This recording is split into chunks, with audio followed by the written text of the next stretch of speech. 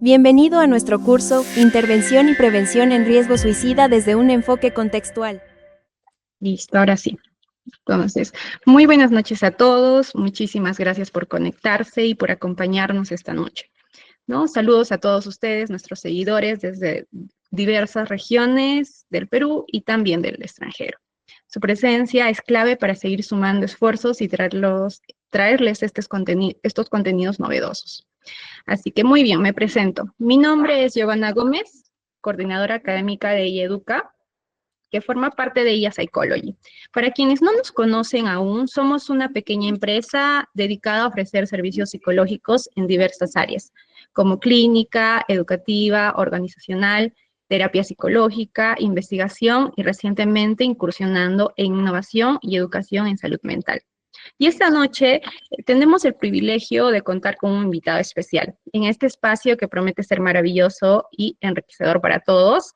Un aplauso virtual, por favor, para el magíster Henry Salcedo.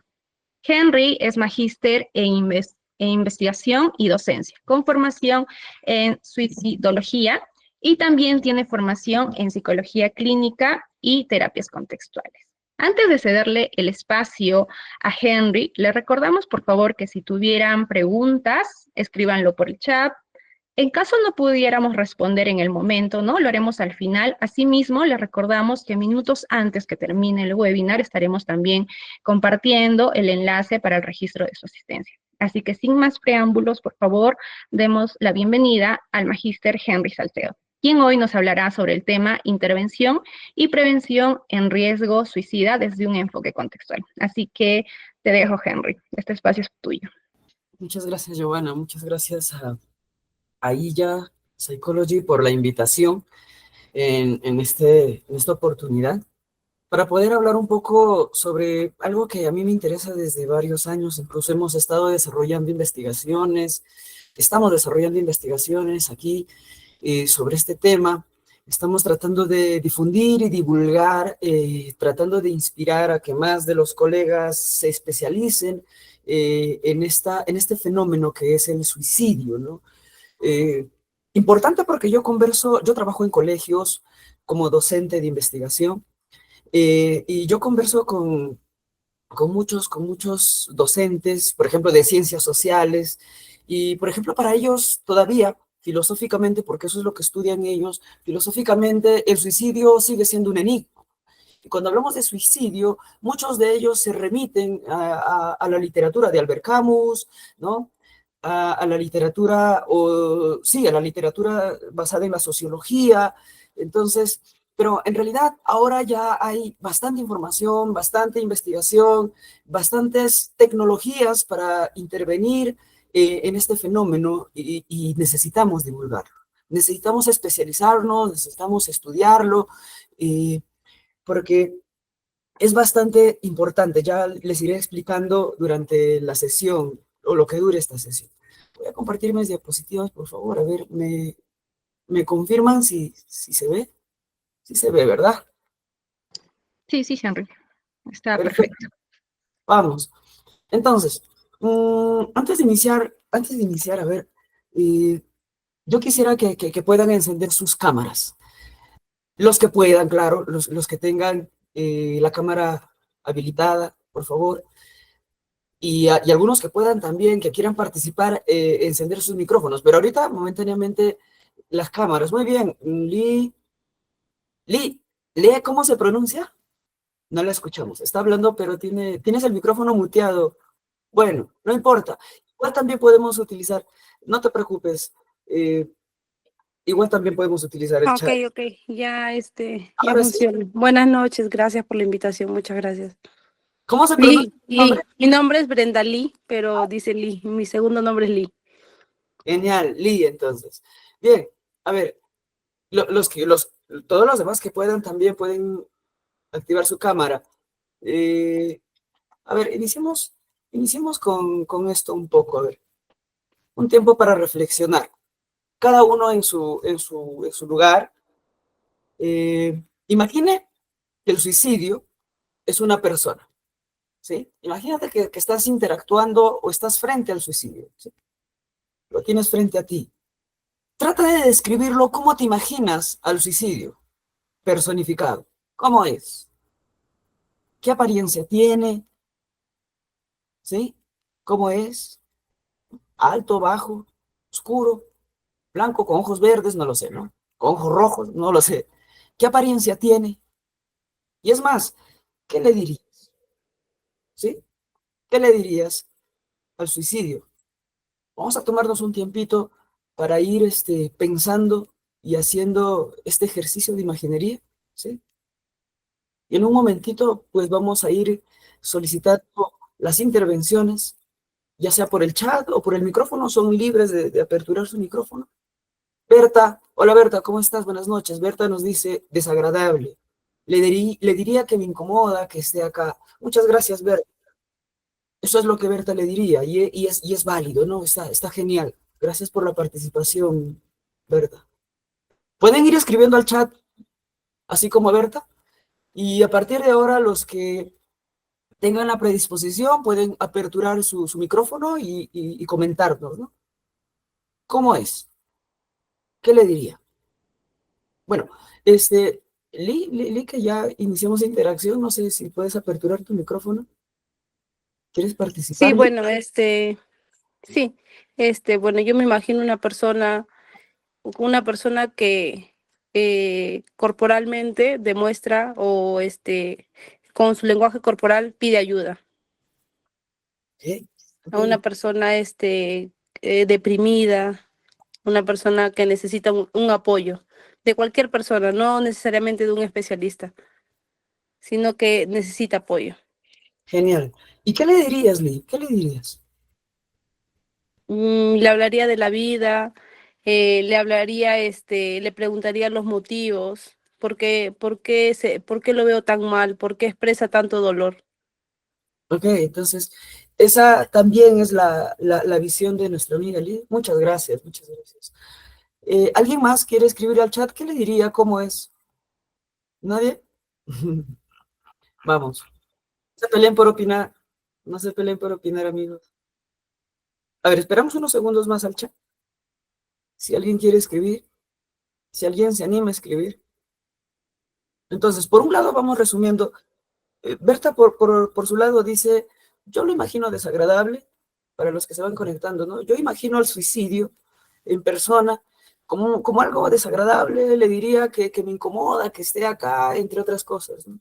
Y por su parte lo imagina como una persona un tanto con rasgos deprimidos, ¿no? Decaídos, y le preguntaría, como si necesitara ayuda, nos dice Lee, ella le trataría de hablar de la vida, le preguntaría por qué se siente así, y cosas que también es válido, es la opinión de Lee. John Quispe, buenas noches, John, ¿cómo estás? John dice, yo creo que sería una persona joven, decaída, con la mirada triste y que mayormente suele mirar al suelo. Eso es lo que dice John, ¿no? John, ¿y qué le dirías? ¿No? Ceci, por su parte, dice, Ceci, buenas noches, ¿cómo estás?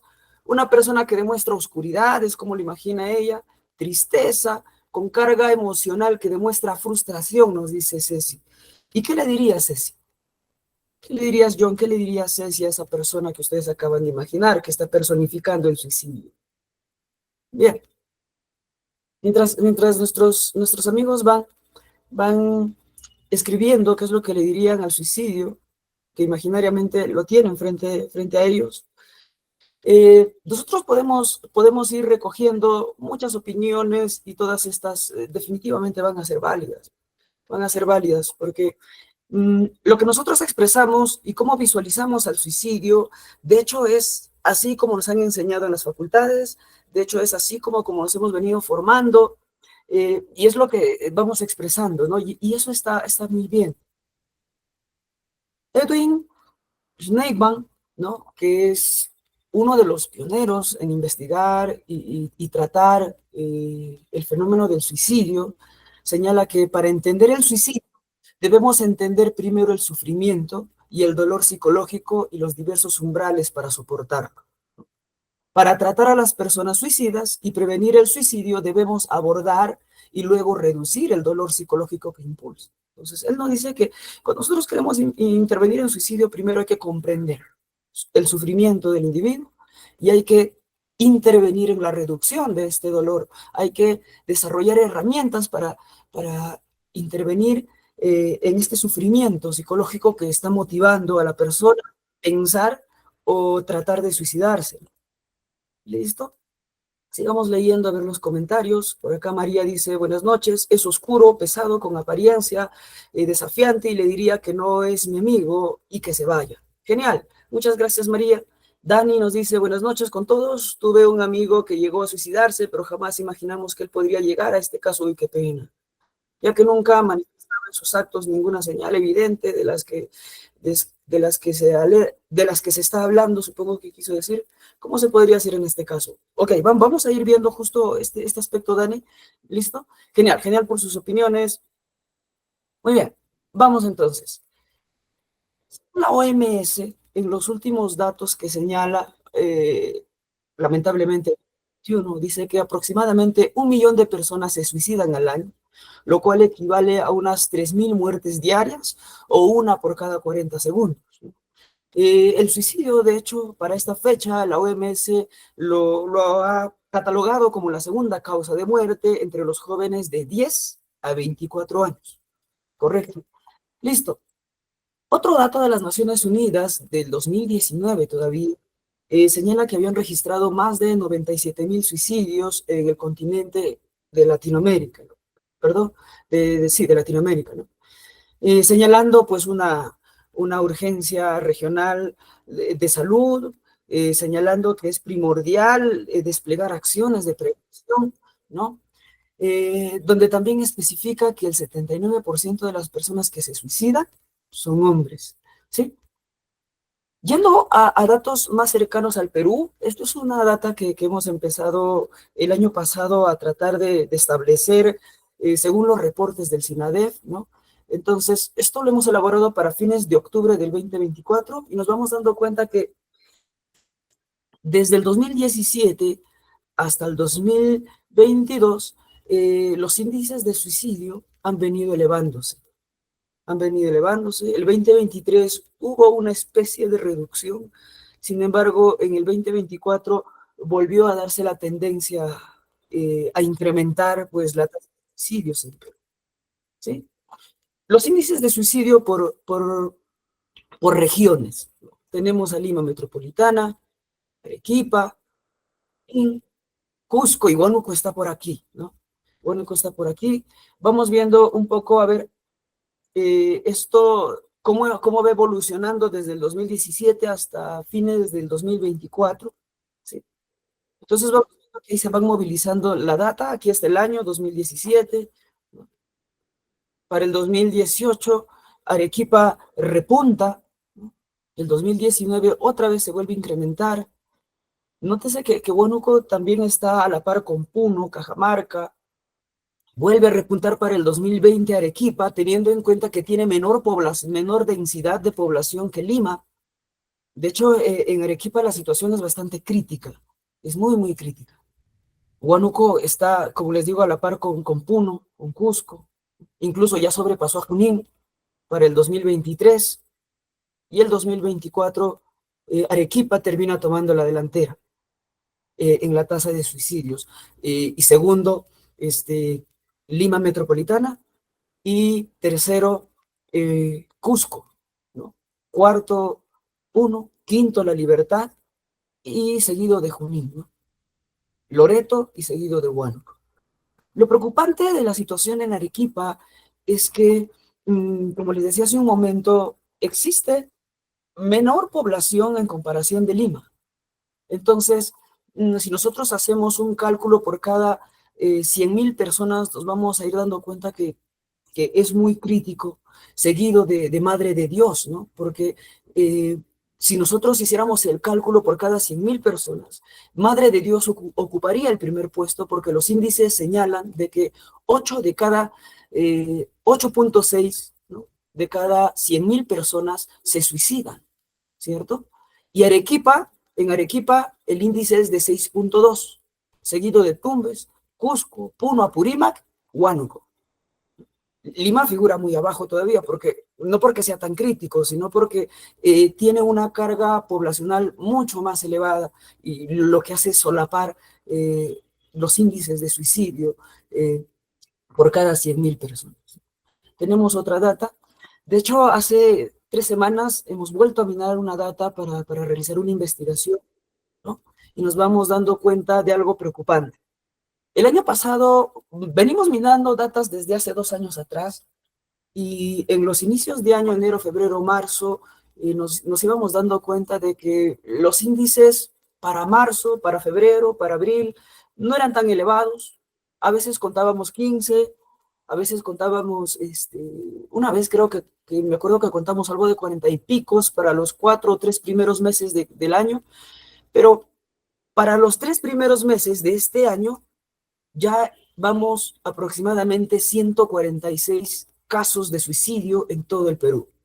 Y eso nos sorprendió mucho porque, como les decía, cuando minábamos data a años anteriores, no eran tan elevados para el primer trimestre, ¿no? El año pasado se contó 738 casos, ¿no?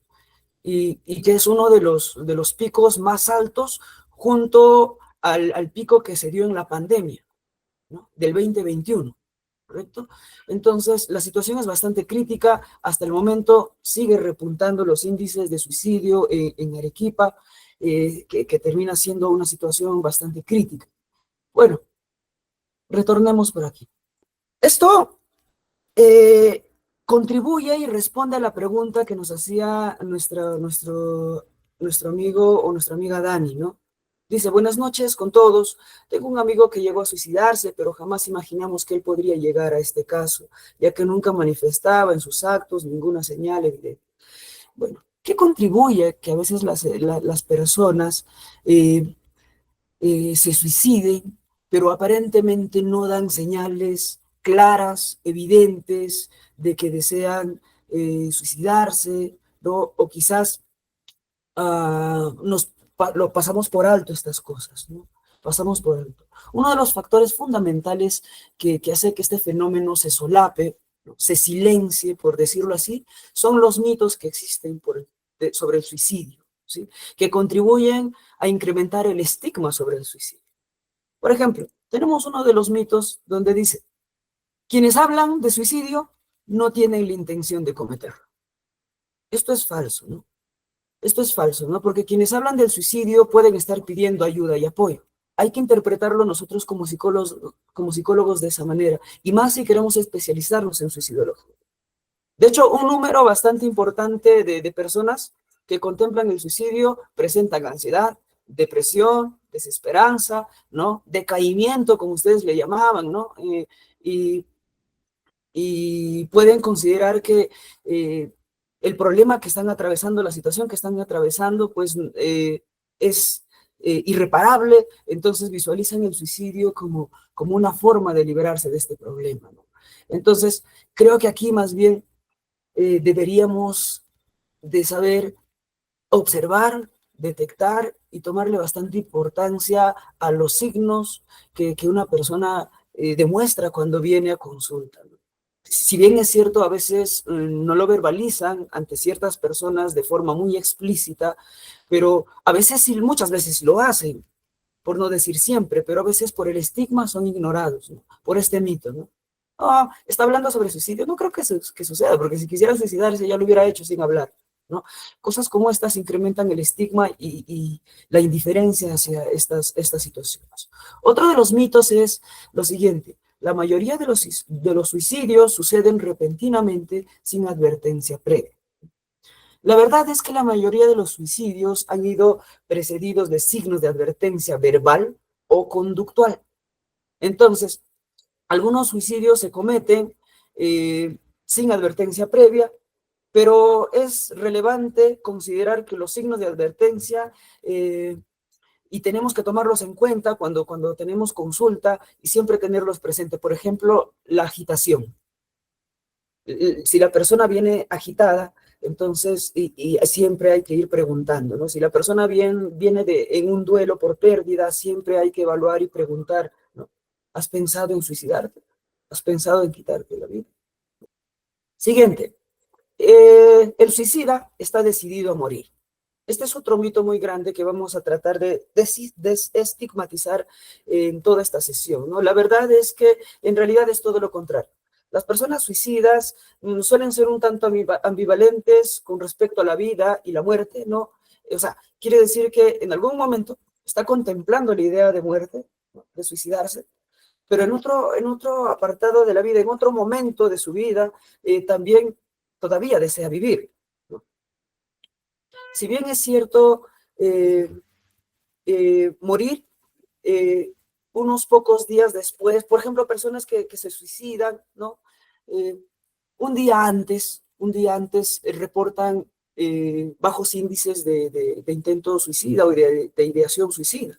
Pero entonces, ¿qué es lo que lleva a que las personas que un día antes, unos días antes de que en la consulta con el psicólogo demostraban una estabilidad, entre comillas, estabilidad emocional, terminen suicidándose, ¿no? Entonces, hay que considerar siempre esto, ¿no? El suicida, de hecho, no está decidido a morir, sino que está visualizando al suicidio como una forma de escapar de su sufrimiento psicológico. Ya lo vamos a explicar con más calma esto. Otro de los mitos es, quien haya sido suicida alguna vez, nunca dejará de serlo. Entonces, a veces escuchamos bastante esto, no, no, ya intentó suicidarse, no, no va a dejar, no tiene solución, algo así, ¿no? Eh, de hecho, el mayor riesgo de suicidio suele considerarse en el corto plazo, ¿sí? Y esto depende de las circunstancias, del contexto, de las situaciones que esté atravesando la persona, ¿no? Los pensamientos suicidas, si bien es cierto, pueden regresar a través del tiempo, pero no son permanentes. Si nosotros sometemos al paciente o le brindamos, mejor dicho, una atención oportuna, ¿no? Una atención adecuada y óptima, definitivamente podemos tener resultados óptimos con respecto a esta situación. De hecho, sí, yo conozco pacientes que sí se han intentado suicidar por 2 ocasiones, 3 ocasiones. Con una atención pertinente, pues han podido, entre comillas, volver a rehacer su vida. Entonces, mejoran su vida, mejoran su salud, mejoran sus planes, ¿no? Muy bien. Otro de los mitos es, solo las personas con trastornos mentales son suicidas. Ir creyendo que solo las personas que están diagnosticadas con trastornos mentales se van a suicidar también es otro mito, ¿no? Porque el suicidio entiéndase como un fenómeno multifactorial. No necesariamente las personas con trastornos mentales se suicidan, ¿sí? A veces personas que no tienen un diagnóstico específico con un trastorno por distintas circunstancias de la vida también son propensos y terminan suicidándose, ¿sí? De hecho, según la OMS, el comportamiento suicida indica una infelicidad profunda, pero no necesariamente un trastorno mental. Entonces, no tratemos de patologizar a las personas que vienen a consulta y demuestran un, una ideación suicida o nos expresan o nos cuentan que han pensado en quitársela. Otro de los mitos es hablar del suicidio es una mala idea y puede interpretarse como un estímulo. Esto lo escucho bastante cuando converso con colegas o cuando converso en mi trabajo con docentes, ¿no? Y me dicen, pero Henry, si empiezas a hablar del suicidio con los chicos, ¿no estarías impulsándolos a que ellos piensen en suicidio? ¿No? De hecho, este estigma es muy generalizado con respecto al suicidio y es uno de las trabas, ¿no? De las brechas que hacen que las intervenciones en todo nivel sobre suicidio todavía estén obstaculizadas y detenidas, ¿sí? Entonces, la gente tiene miedo de hablar de suicidio. Y yo sé que ustedes quizás también les haya pasado esta idea, ¿no? Uy, pero si le hablo de frente al paciente, si le pregunto de frente al paciente si se ha querido quitar la vida, ahí no vaya a ser que de verdad lo piense, ¿no? O en consulta a los papás y las madres a veces vienen eh, y te consultan sobre eso, ¿no? Pero psicólogo, psicóloga, yo he escuchado que le has preguntado esto a mi hija. Esto no generaría una consecuencia negativa, entonces se extrañan bastante, ¿no? Pero en realidad, la verdad es todo lo contrario. Hay que aprender, hay que incentivar a hablar de suicidio libremente para quitarnos el estigma, porque estos tipos de estigmas, entre otros mitos, ¿no? Hacen que justamente el paciente empiece a sentirse raro, empiece a sentirse como si estuviera enfermo, empiece a sentirse como si ya no tuviera salida, ¿no? Es más, que su sufrimiento y sus pensamientos se los guarde para él mismo y no los cuente, no busque ayuda. Entonces, esto hace que el sufrimiento se incremente cada vez más y más y la agudeza de los pensamientos suicidas se incrementen todavía más. Otro de los mitos es quienes hablan de suicidio no tienen la intención de cometerlo. Repito una vez más, quienes estén hablando de suicidio están pidiendo ayuda y hay que considerarlo así. Bueno, creo que ya vamos unas recomendaciones para trabajar el estigma del suicidio es siempre trabajar en un entorno concientizante. Donde tú estés, hay que tratar siempre de hablar libremente de suicidio. Obviamente siempre hay que seguir algunas prerrogativas que ya la OMS ha emitido, ¿no? Hay que generar apertura, tolerancia a la comunicación. Nosotros como psicólogos tenemos que mantener la motivación siempre por el cambio, siempre que escuchemos algo sobre este tema, siempre hay que tratar de intervenir, siempre hay que procurar de psicoeducar a las personas de nuestro entorno más cercano, hay que investigar, hay que instaurar programas, ¿no? Que permitan tumbarse o trabajar hasta cierto punto estos mitos, estos estigmas sobre el suicidio, ¿no? Hay que comprender que hay muchas formas de ayudar, no tan solo desde el ámbito psicoterapéutico, de hecho, el suicidio se puede intervenir desde el ámbito educativo, desde el ámbito comunitario, social, ¿no? Eh, Hay que educar en los distintos niveles, por ende. Hay que promocionar siempre la salud mental, el cuidado de la salud mental, concientizando sobre la existencia del suicidio.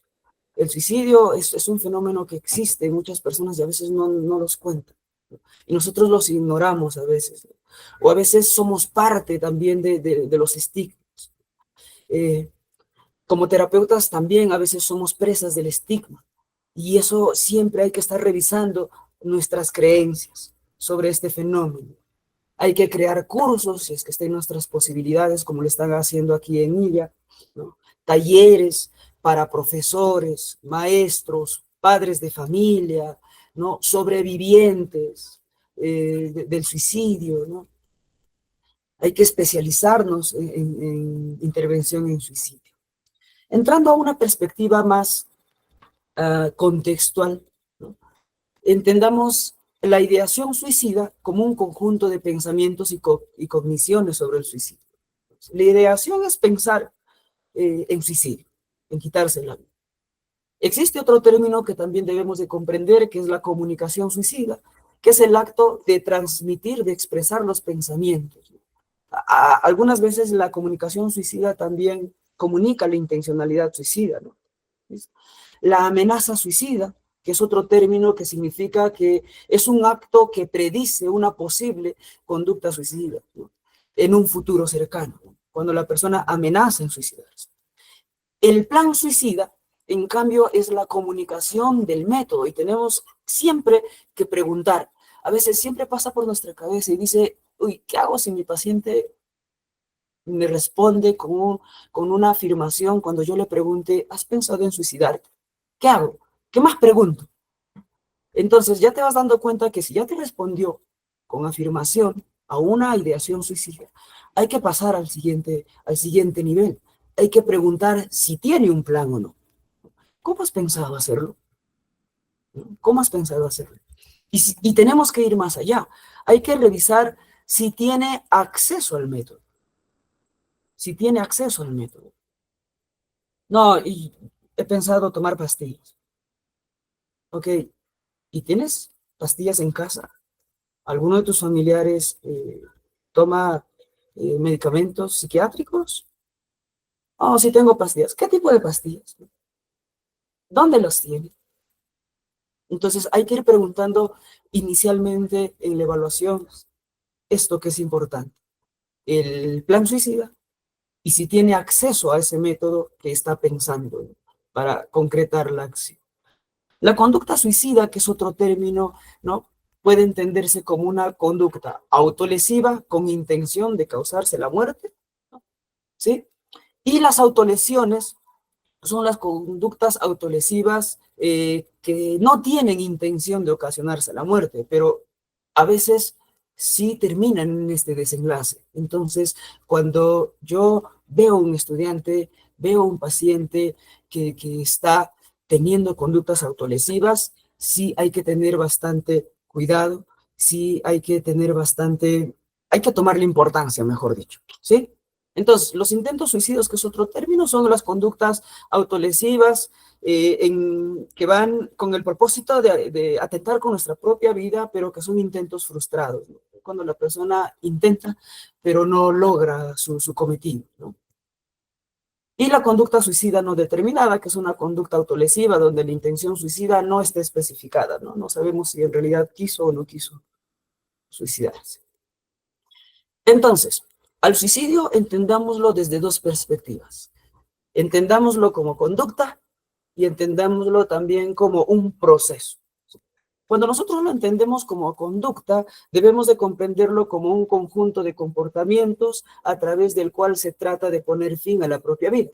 Así, simple, ¿no? Está mediado por variables individuales, de género, variables sociales, culturales, variables geográficas. Hay muchas variables que interactúan entre sí y conduce pues a la persona a estos comportamientos, ¿no? Sin embargo, algo que nos va a permitir tener una visión un poco más amplia del suicidio es el suicidio como proceso o entenderlo como un proceso. ¿Qué quiere decir esto? Que el suicidio es un producto final de un proceso. Y cuando hablo de proceso, estamos hablando de un proceso de aprendizaje, de la historia de aprendizaje. Quiere decir que el individuo muchas veces ha arrastrado este sufrimiento a través de los años, ¿sí? Ha aprendido comportamientos evitativos hasta cierto punto, hasta cierto nivel que opta por el suicidio, ¿no?, para liberarse de su sufrimiento. Se remite a un estado afectivo, cognitivo y existencial. Es cuando la persona mira a su alrededor después de bastantes ocasiones o en repetidas ocasiones y dice, ¿qué hago acá? ¿Cuál es mi lugar? ¿Cuál es mi motivo? ¿Cuál es mi propósito? Pero no, esta pregunta, esta reflexión que se hace el individuo, lo viene haciendo a través del tiempo, a través de los años. Entonces, es la experiencia de sentimientos, pensamientos, creencias, recuerdos y valoraciones, planes que conducen a este acto. Entonces, a través del tiempo, la persona ha venido pensando en esto, se ha venido conformando creencias sobre esto y recuerdos, planes, que lo único que han hecho es reforzar al suicidio como una salida de, ¿sí? El suicidio inicia principalmente como un proceso silencioso que generalmente ignoramos en la familia, ¿no? Y esto se incrementa más cuando vivimos dentro de un entorno lleno de estigmas, colegio, familia, ¿no? A veces los psicólogos con poca formación también caemos en esto, ¿no? Entonces solemos ignorar, ¿no? O incluso la misma persona también niega estos pensamientos, ¿no? Todavía no tiene las habilidades suficientes para poder darse cuenta de que está sucediendo esto, ¿no? Eh, es así que la evaluación a través de cuestionarios son importantes, pero son un poco limitados desde un enfoque contextual, ¿sí? Hay que considerarlos, sí, pero hay que echar mano de otras técnicas más para poder evaluar el comportamiento suicidio como conducta y como proceso, ¿sí? Entonces, El comportamiento suicida, como un producto final, se ha venido conformando a través del tiempo, porque es un proceso, ¿sí? Y generalmente, cuando aparece la crisis suicida, o sea, el drama existencial, ¿no? Este problema, como le dice la doctora Elsa Gili, perdón, Al-Halabi, esta situación, este drama ya es viejo, ¿correcto? Entonces, eso es entender el suicidio como un proceso. En resumidas cuentas, inicialmente existe la idea de muerte. Esta idea de muerte, si no lo intervenimos, obviamente es muy difícil intervenir en una idea de muerte porque se vive en silencio, surgen los deseos de muerte, quiero morir, ¿no? Si no intervenimos, que también como es un proceso silencioso, es bastante complicado, surge la ideación suicida y aquí, en la ideación suicida a veces se comunica, lo ignoramos, entonces empieza a progresar a un plan suicida. Cuando no se interviene adecuadamente en esto, cuando ignoramos esta parte, empiezan las amenazas suicidas, las expresiones verbales y no verbales, y luego terminan progresando hacia una intención suicida y posteriormente, a través de los años, a una muerte, o sea, el acto consumado. Ahora, entendamos entonces desde una perspectiva contextual, para redondear esto, ¿qué significa el suicidio? Desde una perspectiva contextual, repito, es el acto deliberado y propositivo de acabar con la propia vida. Pero más que eso, también es una vía para liberarse del sufrimiento. Sufrimiento se entiende como culpa, ansiedad, depresión, soledad, entre otros malestares que pueda surgir en la persona, ¿no? O que pueda vivenciar la persona. Realizamos una investigación aquí en Huancayo que conglomeró a más de 1000 estudiantes universitarios de aquí, de una universidad de Huancayo, y los resultados nos dieron lo siguiente, ¿no?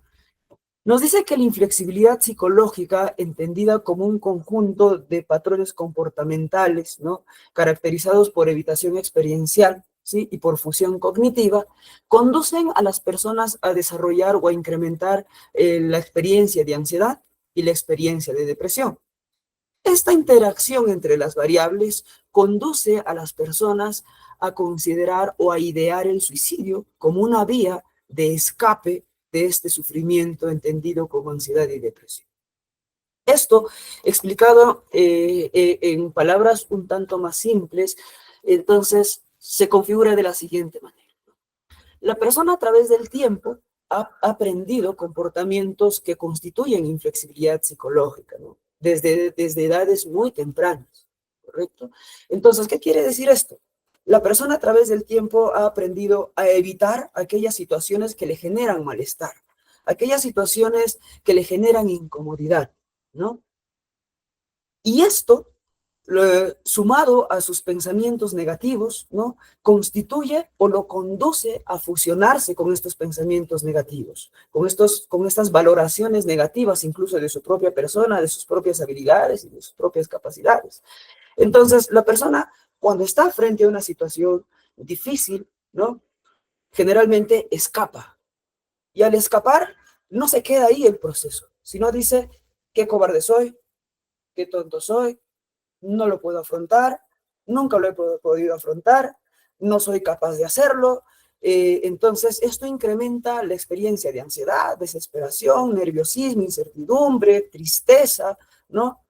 Lo sume en una depresión, como si fuera un círculo o un bucle perjudicial para él a través del tiempo, y empieza a incrementar mucho más lo que se llama rumia cognitiva, ¿no? Y empieza a pensar y decir, soy un tonto, no sirvo para nada, no valgo para nada, entonces todo lo que hago sale mal, todo lo que hago perjudica a los que quiero, creo que a modo de evitación, dice, ¿no? Creo que sería mejor o los míos estarían mejor si yo no existiera, ¿no? Entonces va configurando un ciclo que lo conduce a idear el suicidio.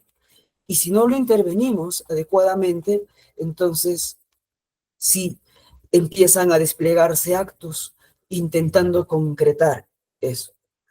Uno de los enfoques, una de las tecnologías para intervenir desde un enfoque contextual este proceso es la terapia de aceptación y compromiso, que es un enfoque terapéutico que se fundamenta en la teoría del marco relacional y en la teoría del análisis funcional de la conducta.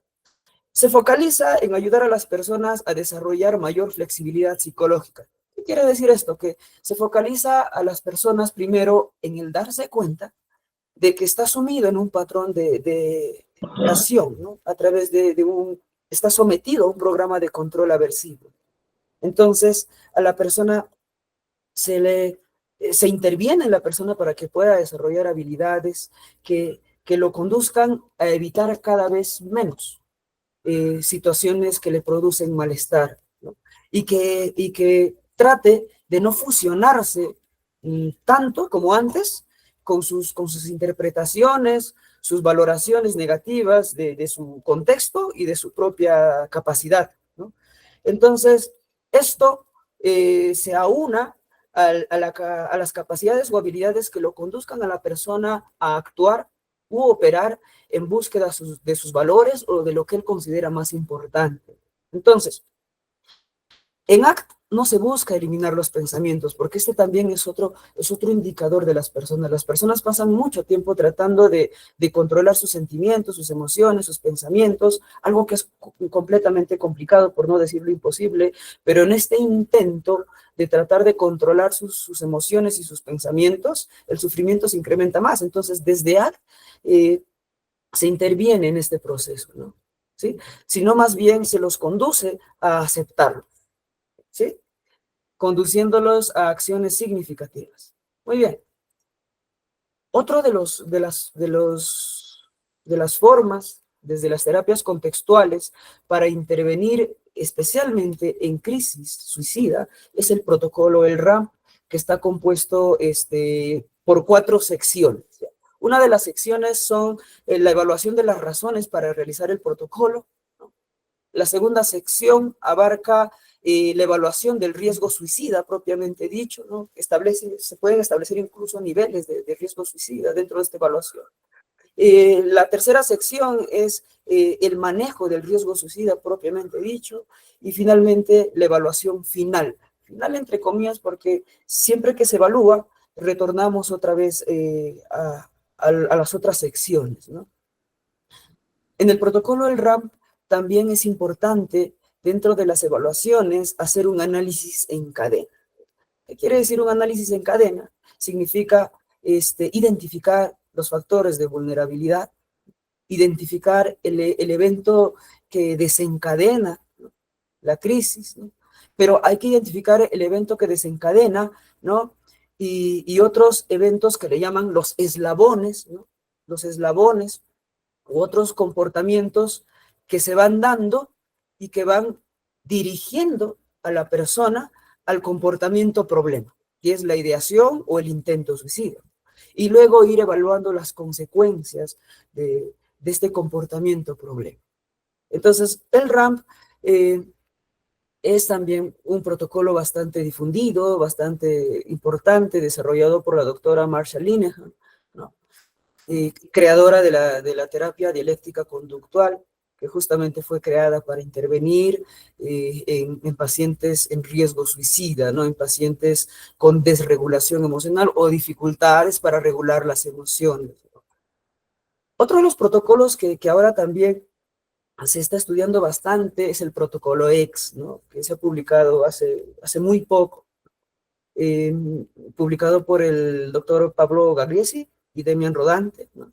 Que es en realidad un protocolo de entrevista con consultantes con conductas suicidas. Entonces, en este protocolo nos van instruyendo de cómo podemos abordar, en qué momento se activa el protocolo, ¿no? Cuando el paciente dice, he pensado en suicidarme, entonces se activa el protocolo, que es un protocolo de entrevista, ¿sí?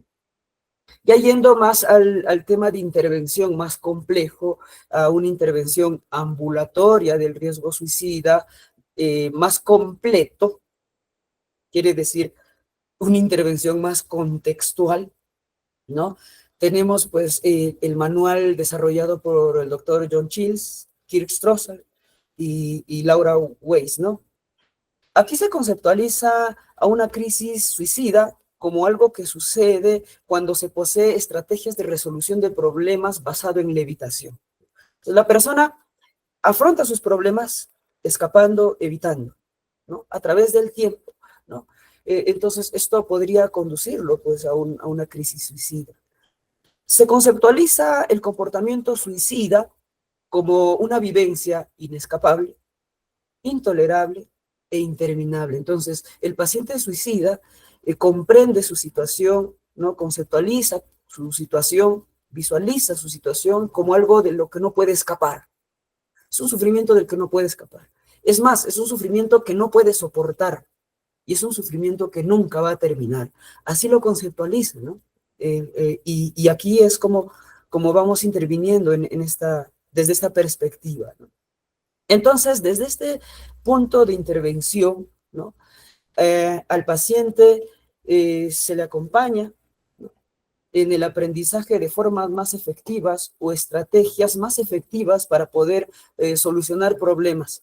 De hecho, se le orienta a que pueda desarrollar estrategias en la resolución de problemas, pero basado en sus valores, en lo que le importa. Y aquí se hace bastante foco en los valores, ¿no? Y en las habilidades para solucionar problemas, ¿no? Dentro de esta forma de intervención que es mucho más complejo y completo, entonces se adhieren técnicas que se utilizan en ACT, técnicas que se utilizan, por ejemplo, como el uso de metáforas, técnicas que se utilizan en DBT, como por ejemplo el entrenamiento de habilidades, ¿no? De habilidades DBT, se involucra técnicas que se utilizan en FAB, ¿sí?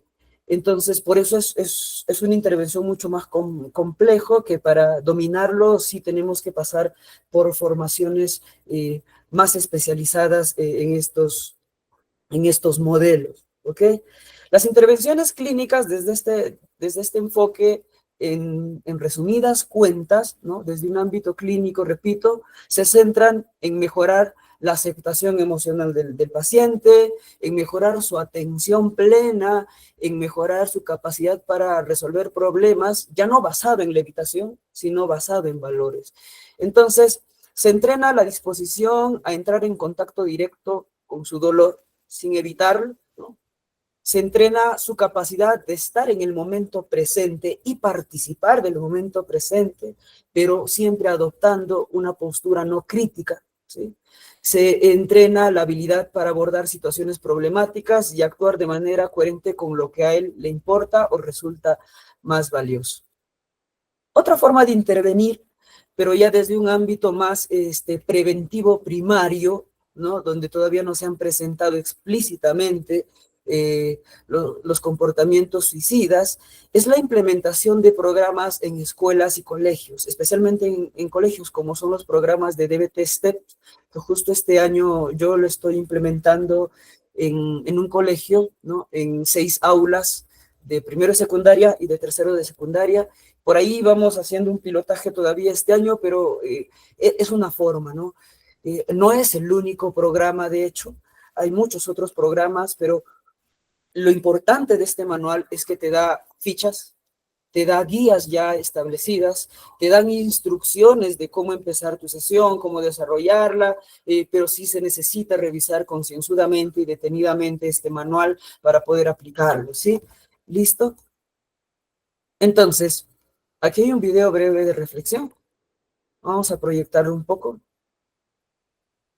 Por favor, ¿me confirman si se escucha? Los comportamientos suicidas y autolesivos.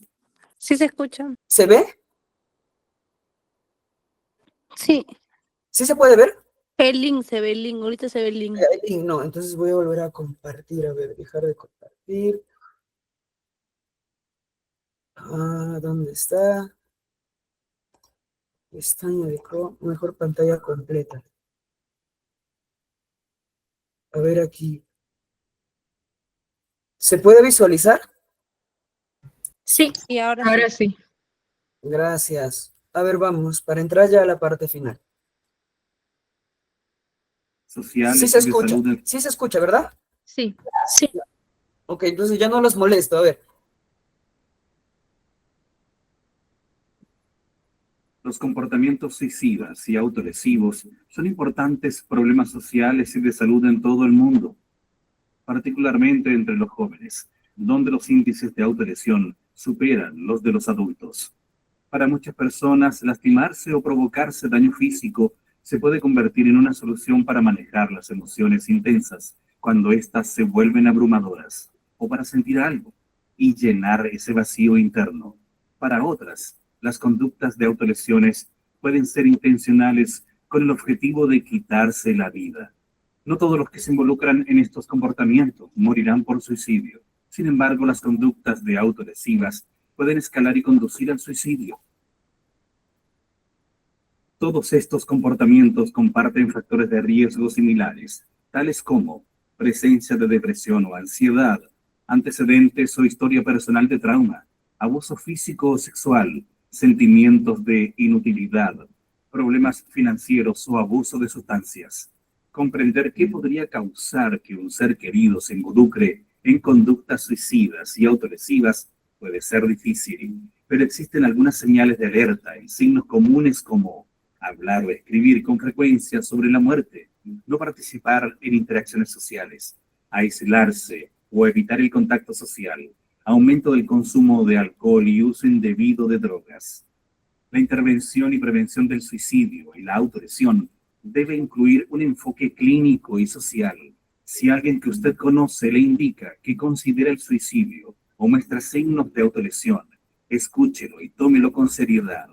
Hágale saber que usted está allí y no está solo o sola. Además, anímelo a que busque la ayuda de un profesional de atención médica. La línea 988 de suicidio y crisis también ofrece apoyo confidencial para personas que sufren de angustia relacionada con problemas de salud mental. Para más información sobre el suicidio y la autolesión, así como las opciones de prevención, visite www.lasaludmental.org. Muy bien, entonces, siempre que nosotros tratemos de hablar, psicoeducar sobre suicidio, ¿no? Siempre debemos estar predispuestos para ayudar, si es que está en nuestra capacidad, si no, derivar a las personas, porque yo siempre pienso y divulgo la idea de que no lo sabemos todo y no tenemos también por qué saberlo todo, ¿correcto? Hay personas que, que sí tienen esa predisposición, esas ganas para especializarse en la intervención de este fenómeno, y eso está genial, ¿no? Pero hay personas que quizás dicen, no, yo me voy más por la psicología, me voy más por la psicología social, y eso también está muy bien. Entonces, creo que deberíamos de hacer de la psicología una ciencia como otras, ¿no? Donde existen especialidades bien marcadas para poder intervenir en ciertos tipos de comportamientos, y eso no está mal.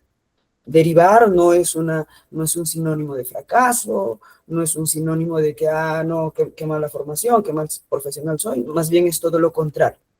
Es un acto de altruismo, de empatía, es un acto de buscar el bienestar por nuestro propio paciente y derivarlo y decir, vamos con un especialista que te va a poder ayudar, ¿sí? Entonces, regresamos a la parte final de, de la diapositiva, retomando el ejercicio inicial.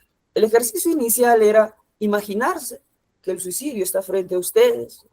Cada uno se imaginó cómo es, qué apariencia tenía, qué le dirías, ¿no? Por ahí, algunos decían, retomemos ese ejercicio inicial. Después de todo lo que hemos dicho, después de todo lo que hemos hablado y dialogado por aquí, ahora, por ejemplo, amigos como Lee, como Berta, Mercedes, John, Ceci, María, Dani, ahora, después de todo lo que se ha dicho, ¿cómo se imaginan al suicidio en persona? Jonathan también. Ahora, ¿cómo se imaginan al suicidio en persona? ¿Sí? ¿Y ahora qué le diría? Entonces, podemos utilizar el chat o quizás podemos aperturar nuestros micrófonos y comentarnos ahora cómo se imagina al suicidio.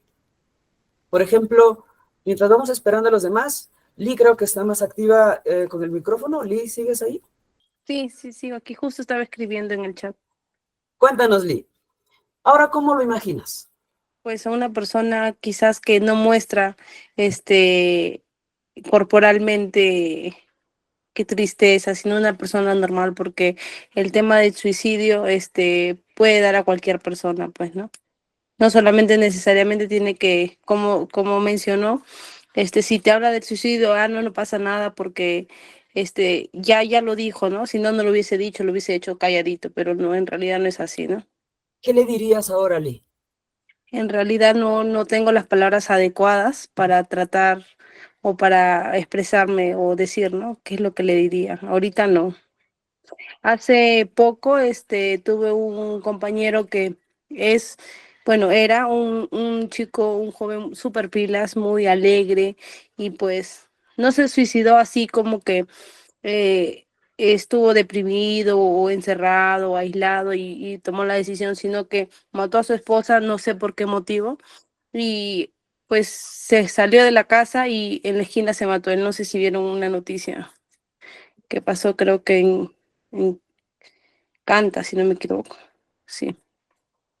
Y Sí, pues yo no sé a qué le llevó esa decisión, ¿no? De tomar una decisión tan drástica y más aún involucrando a su esposa. Yo no sé qué pasó por su cabeza. Nunca lo imaginé de él como de repente, de muchas personas no lo vamos a esperar, ¿no? Pero puede pasar una situación difícil que no lo dicen, pero sí necesitan la ayuda. entonces ahí nos vamos dando cuenta que, por ejemplo, el suicidio no tan solo puede explicarse de forma limitada por lo que les acabo de mostrar, por este modelo, ¿sí? Entonces, el suicidio es una variable multifactorial, como en el caso del que nos muestra Lino.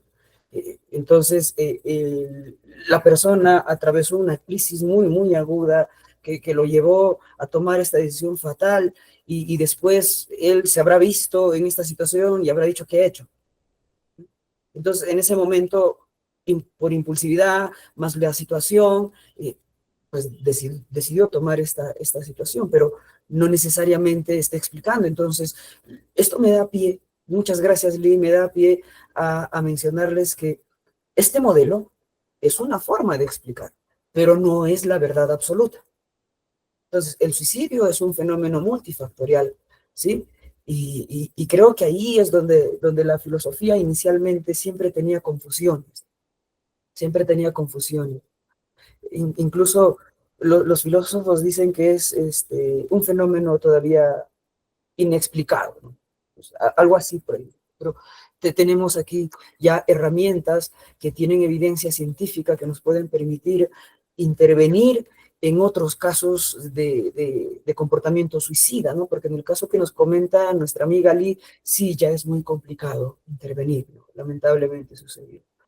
El último caso que sucedió, por ejemplo, en el Hospital de Lima, hace muy, muy poco, el caso que sucedió en la Universidad César Vallejo, eh, son casos que quizás sí, podríamos haber hecho algo más, pero algo ha impedido, algunas cosas ha impedido que nosotros accionemos.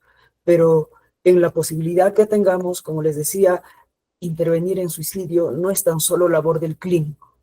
Si estamos trabajando en psicología educativa, hay que especializarnos en intervención de prevención suicida desde el ámbito educativo. Hay que desarrollar programas, hay que fortalecer lo que le llaman inteligencia emocional, habilidades sociales. Si soy psicólogo comunitario, hay que intervenir en ese aspecto, hay que preocuparnos, ¿no? Hay que hablar siempre con la gente, hay que desestigmatizar este fenómeno. Entonces, luego voy con Romina. Aquí tenemos la opinión de David. También se debe tener en cuenta los factores de riesgo como la ingesta de bebidas alcohólicas. Claro que sí, claro. Son factores de riesgo que incrementan la probabilidad de que podamos o de que alguien pueda concretar estas acciones, claro que sí.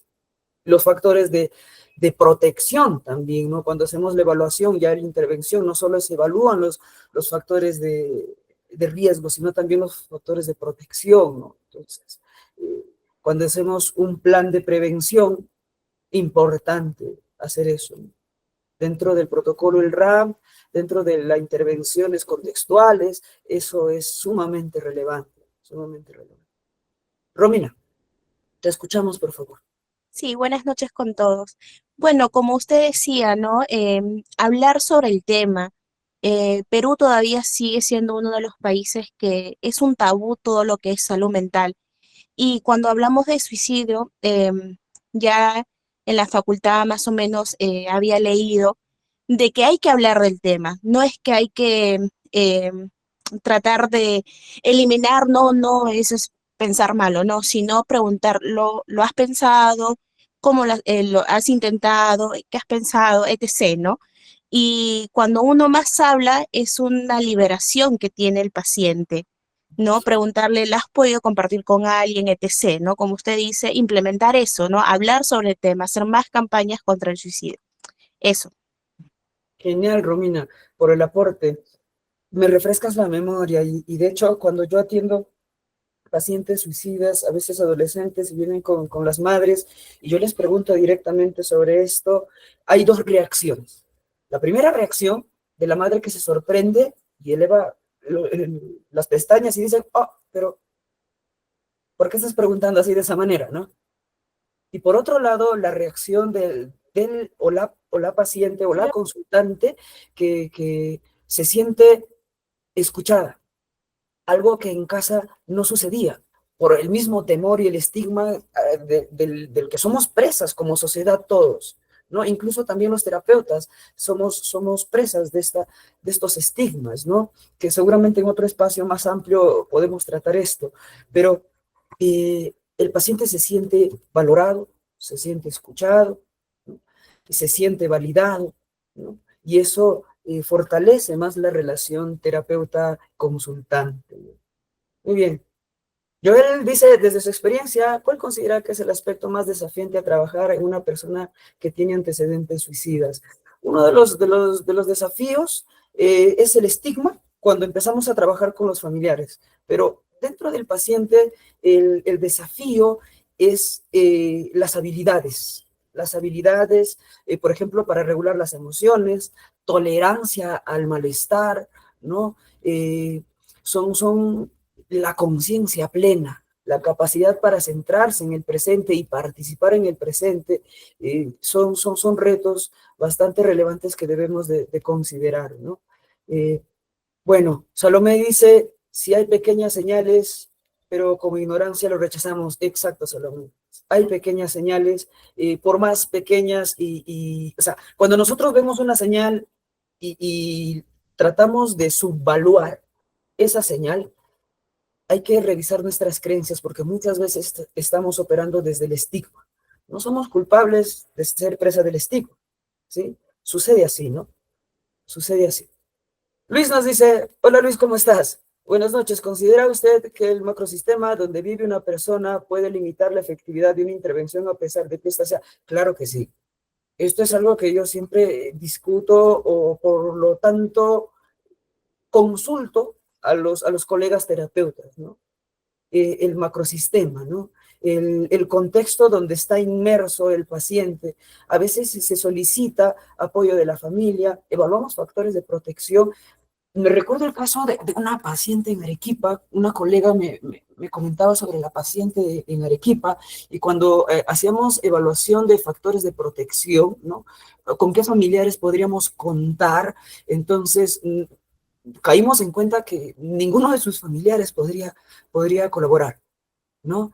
El papá se dedicaba bueno, se dedicaba, no, estoy hablando mal, el papá había desarrollado comportamientos de adicción al consumo del alcohol, ¿no? La mamá ausente por el trabajo completamente, incluso cuando conversaron con la mamá decía, no, presa completamente del estigma, no, mi hija, mentira, lo hace por manipular, ¿va? Entonces, entre otras cosas más que la mamá decía, los hermanos, una familia completamente disfuncional, los hermanos por su lado, ¿no? A las justas atendían a sus hijos y nosotros mirábamos y decíamos, ¿tienes amigos? ¿Tienes amigas? La chica ya estaba aislada en el colegio, entonces era muy complicado.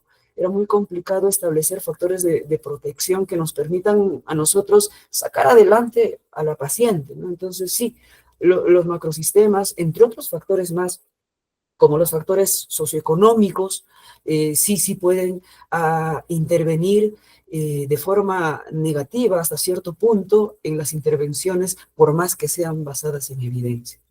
Muy bien, hasta ahí, Giovanna. Sí, hay una pregunta más, Henry, de Nahum León. Buenas noches. ¿Qué hacer si una persona intentó suicidarse y siempre habla de hacerlo cuando pasa problemas fuertes? Esto es la ambivalencia que les comentaba. Es una característica muy fundamental del paciente suicida, ¿no?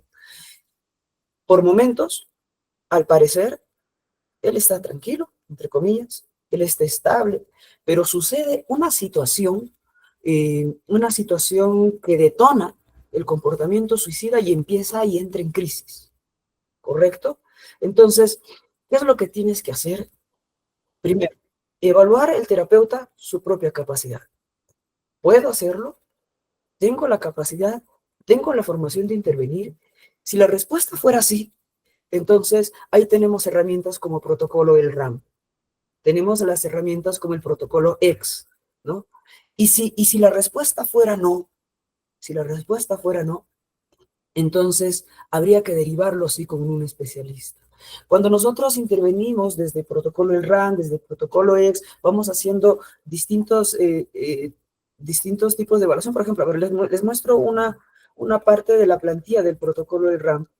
¿Dónde está? Está acá. Es una especie de checklist, si se quiere llamar de esa manera, donde también hacemos evaluaciones, ¿no? Sección 1, motivos de la realización, evaluación del riesgo, ¿no? Vamos evaluando esto.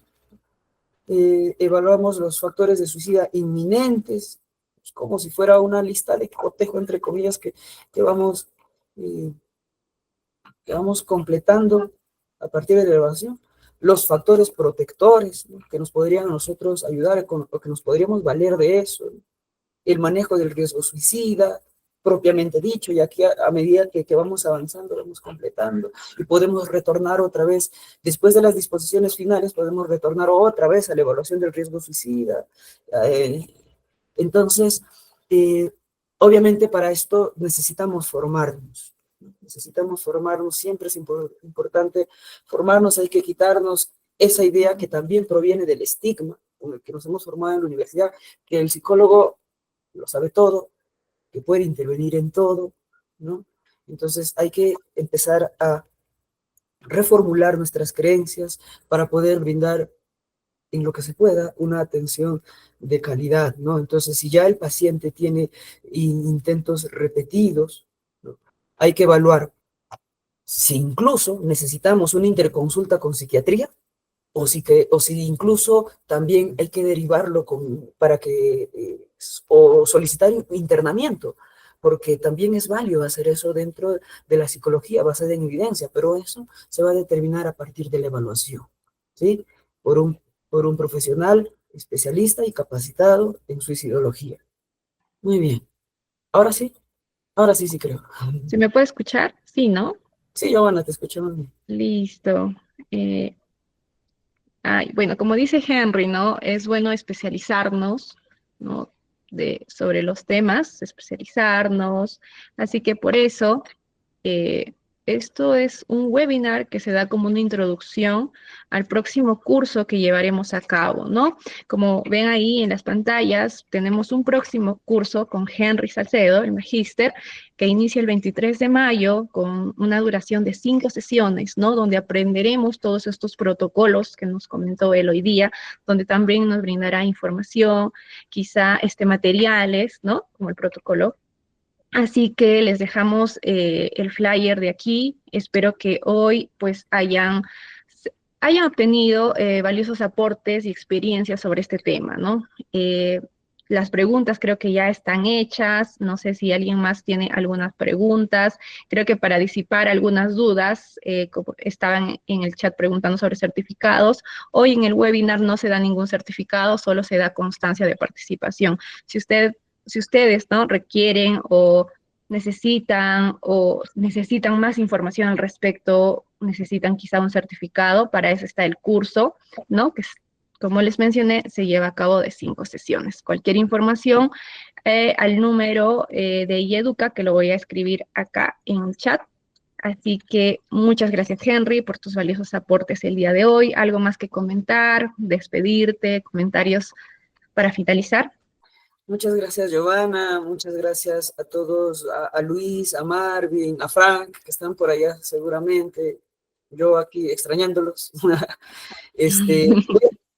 Sí, en el curso vamos a tratar de adentrarnos un poquito, por ejemplo, en el protocolo del RAM, especialmente en el aspecto de la evaluación, porque, o sea, preguntémonos todos sinceramente, en toda nuestra formación de pregrado de universidad, ¿cuántos de nuestros docentes nos han enseñado, por ejemplo, a qué hacer cuando un paciente te dice, quiero quitarme la vida? Entonces, quizás por ahí, como dice Giovanna, ninguno. Me ha pasado a mí también.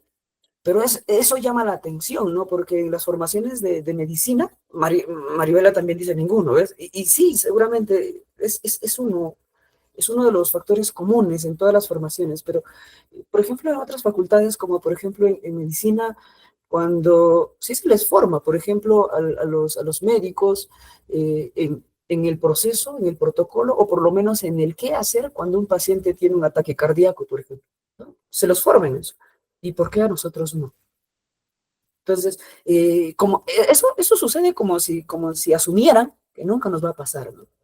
Pero en realidad sí va a suceder en algún momento. Siempre vamos a tener un paciente o un estudiante en el colegio que diga o que nos manifieste esas intenciones, o las autolesiones, ¿no? Como dice Maite, ¿no? Que las autolesiones son un aspecto muy importante a evaluar y a considerar en el riesgo suicida. Entonces sí, las vamos a tratar, las vamos a tratar. Tratar de hacer role-playing para entrenarnos en el curso. Por ejemplo, ¿qué preguntar? ¿Cómo preguntar? ¿Qué decir cuando el paciente llega en crisis para anclarlo? ¿No? Yo le llamo anclarlo, ¿no? Regresarlo a esto, a la tierra, traerlo otra vez al paciente, sacarlo de sus ideas, ¿no? Entonces, esas cositas de forma práctica trataremos de abordar en el curso. Muchas gracias por la invitación. Para mí siempre es un gusto, amigos, compartir de esto con ustedes.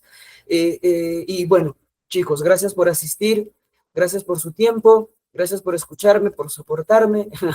Nos vemos en el curso con los que nos podamos inscribir para explorar un poquito más al detalle y con más calma la intervención y prevención en el riesgo suicida, con la participación del I, dejando concretado la intervención en estigma del suicidio como algo positivo, que es el primer paso para formarnos como suicidólogos.